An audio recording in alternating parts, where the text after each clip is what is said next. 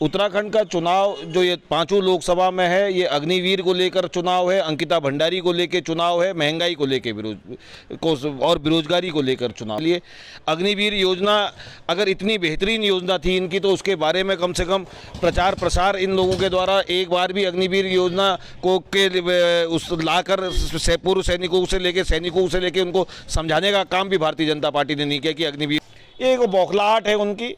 एक मतलब अति उत्साह में वो लोग जिस तरह से जी रहे थे, इस बार लोगों ने निश्चित तौर पर, मैं आपके चैनल के माध्यम से कहना चाहूँगा, जनता मोदी जी को भी नकारने का काम कर। अंतिम चरण के प्रचार में अभी कांग्रेस और भाजपा पूरी ताकत अपनी झोंकी हुई है और यहाँ बागेश्वर में प्रदीप टम्टा भी अपनी चुनावी रैली कर रहे हैं। साथ में हरीश ऐठानी जी हैं जो AICC के सदस्य हैं और पूर्व जिला पंचायत अध्यक्ष हैं। सर, कैसा माहौल है कांग्रेस का? कांग्रेस के पक्ष में लोगों की आम जनमानस को पिछले चुनाव के सापेक्ष इस चुनाव में लगातार कांग्रेस को आगे लोगों का जन समर्थन मिल रहा है, महिलाओं का समर्थन मिल रहा है, युवाओं का समर्थन मिल रहा है। उत्तराखंड का चुनाव जो ये पांचों लोकसभा में है, ये अग्निवीर को लेकर चुनाव है, अंकिता भंडारी को लेकर चुनाव है, महंगाई को लेकर और बेरोजगारी को लेकर चुनाव मैदान में है। जिस तरीके से अंकिता भंडारी के बारे में प्रधानमंत्री से लेकर गृह मंत्री इस देवभूमि उत्तराखंड में आए, एक शब्द भी उनके मुंह से नहीं निकला अंकिता भंडारी के लिए। अग्निवीर योजना अगर इतनी बेहतरीन योजना थी इनकी, तो उसके बारे में कम से कम प्रचार प्रसार इन लोगों के द्वारा एक बार भी अग्निवीर योजना को उस लाकर पूर्व सैनिकों से लेकर उनको समझाने का काम भी भारतीय जनता पार्टी ने नहीं किया कि अग्निवीर योजना थी क्या। तो और जिस तरीके से कुमाऊं रेजिमेंट और गढ़वाल रेजिमेंट हमारे यहाँ पर को उत्तराखंड में है, तो दोनों गढ़वाल के जनता का भी और कुमाऊं के लोगों का भी इन्हें अपमानित करने का काम किया अग्निवीर योजना लाकर।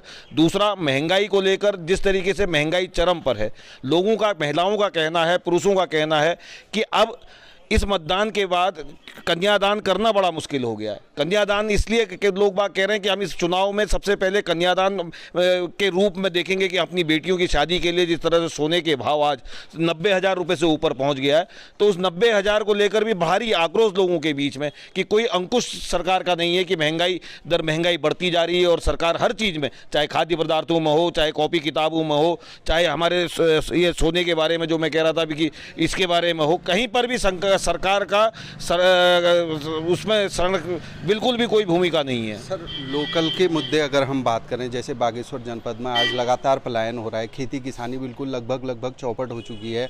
रात को जंगली सुअर, दिन में बंदरों के आतंक से आए दिन गुलदार की घटनाएं हो रही हैं, हमले की। तो इसको लेकर क्या आपके प्लान है सर?